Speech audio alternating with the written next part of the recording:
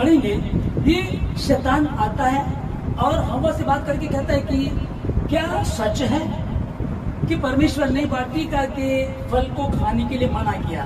देखिए, इसने चाल चली और घुमा करके बात कर रहा है, डायरेक्ट बात नहीं कर रहा है, इसने सीधी सीधी बात नहीं की। ये जानता है कि परमेश्वर ने वाटिका के बीच में भले और बुरे के ज्ञान का जो वृक्ष है उसको मना किया है और ये समझता है। लेकिन ये जब गया तो इसने पहले बात शुरू की, एक क्या वाकई मना किया है?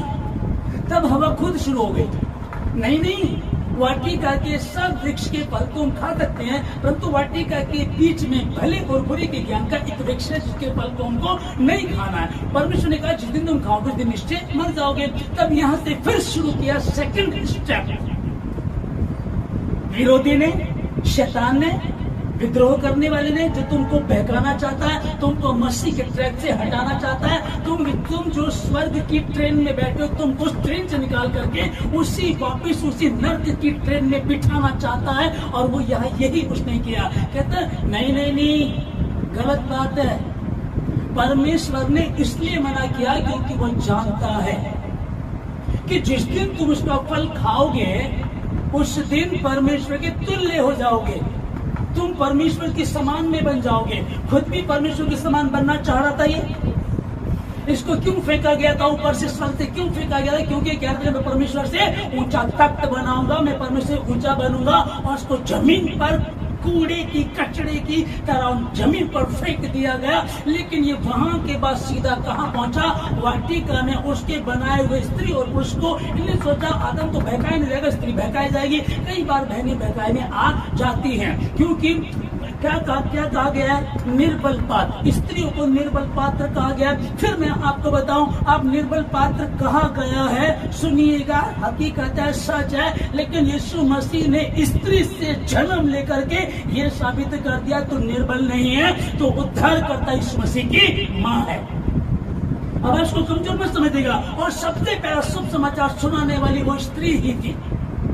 शुभ समाचार कौन सा? कि यीशु मसीह जी उठा है। तो आप अपने आप को कमजोर मत, अगर आप परमेश्वर में हैं, ईमानदार हैं, तो आप अपने आप को निर्बल पात्र मत कहिएगा यीशु मसीह के नाम में, आमीन। लेकिन वो निर्बल बनी और शैतान ने चाल चली और गया जाकर कहने लगा नहीं, तुम ऐसे खाओगे तो नहीं मरोगे। और उसने वो लेकर के गया। इनको नहीं पता था वो पेड़ कहाँ है।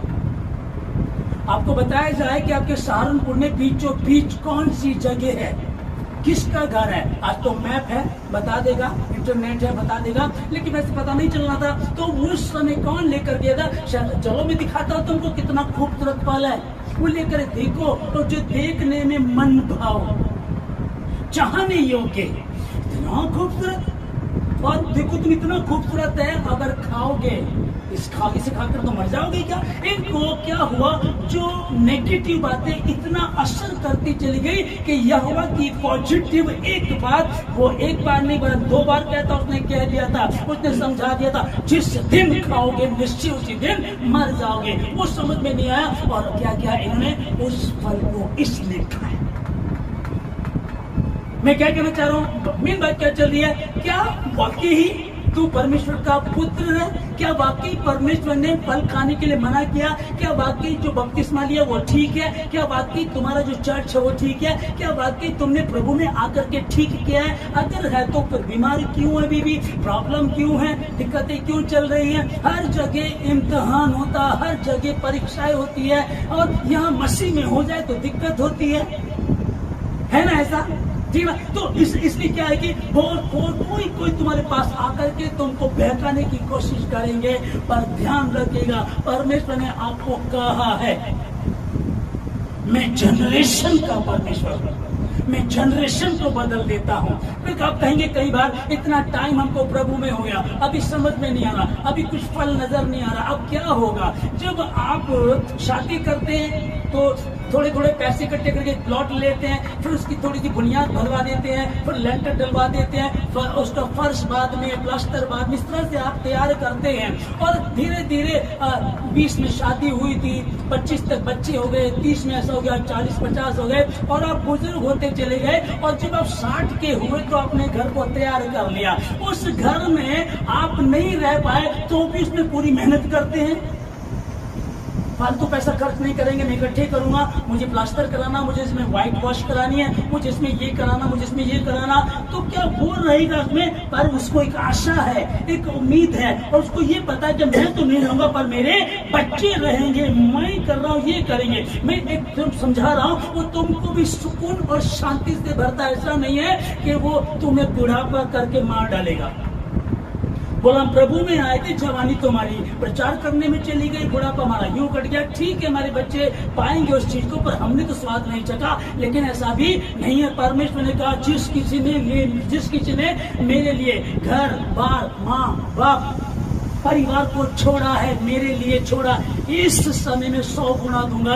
आप बताइए, वो कह रहा 100 गुना दूंगा। और फिर वो कहते हैं कि जो यहोवा की बाट जोते हैं वो नया बल प्राप्त करते जाएंगे। वो पुराने होने पर भी, वो बुढ़े होने पर भी, वो उकाब के समान, जब उसकी आयु खत्म हो गई, एक्सपायर हो गई उसकी डेट, 40 में उसको मर जाना था, लेकिन उसने किसी की तरफ ध्यान नहीं देता। वो जाकर के कहाँ बैठ जाता है? चट्टान पर बैठ जाता है। पहले अपने पंखों को, नील्स को सब तोड़ देता है और इंतजार करता है नए आने की, और फिर वो 30 साल तक जीता है।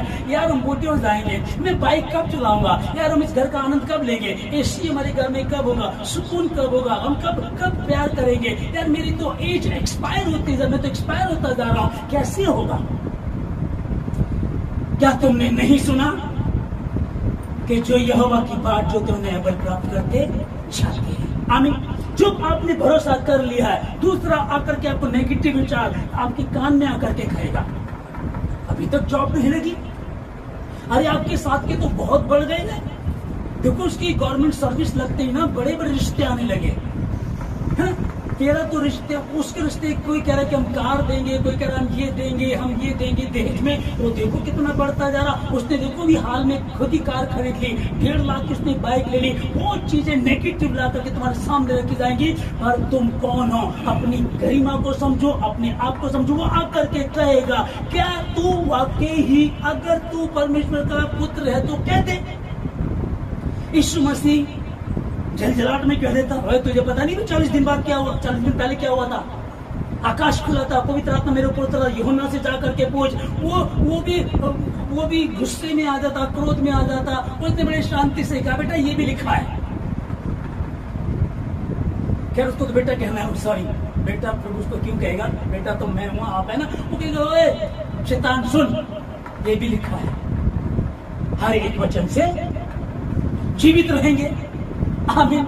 उसने बहुत हॉपलेस होके गड़बड़ा करके, 40 दिन पहले मेरे विषय में ये भविष्यवाणी हुई थी, पवित्र आत्मा मेरे ऊपर उतरा था, यूहन्ना ने ऐसे बताया था, मैं आ रहा था। उसने कहा देखो परमेश्वर का मेमना। उसने कोई बात नहीं की, उसने वचन को वचन से कह दिया। मनुष्य केवल रोटी से नहीं परंतु परमेश्वर के मुख से निकले हुए हर एक वचन से जीवित रहेगा। हालेलुया।